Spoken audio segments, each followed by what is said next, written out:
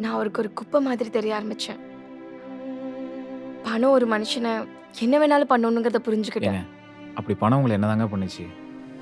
அன்பும் பாசமும் நிறைஞ்சிருந்த டைனிங் டேபிள்ல ஈகோவும் கோபமும் தெரிஞ்சது.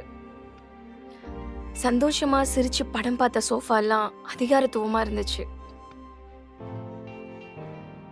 மகாராணி மாதிரி ட்ரீட் பண்ண என்ன ஒரு வேலைக்காரி மாதிரி ட்ரீட் பண்ண ஆரம்பிச்சாங்க.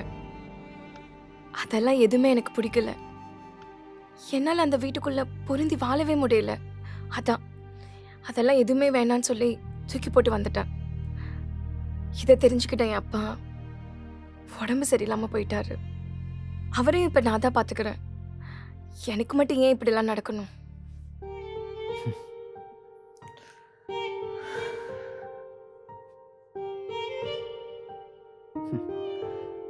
ஏன் என் கதையெல்லாம் கேட்ட உங்களுக்கு சிரிப்பா இருக்கா? ஐயோ, நான் அதுக்காக சிரிக்கலைங்க. இப்படி ஒரு பிரச்சனை உங்களுக்கு இருக்குன்னு நீங்க சொல்லி தான் எனக்கே இப்போ தெரியுது. எனக்கு அது கூட தெரியாம நான் உங்க மேல ஒரு மாதிரி புரியல. இல்ல, அதெல்லாம் ஒண்ணும் இல்ல. விடுங்க. எப்படியோ கூட்ட விட்டு வெளியில வந்துட்டீங்க. இதுக்கப்புறம் பட்டாம்பூச்சியா பறந்து போங்க. தேங்க்ஸுங்க.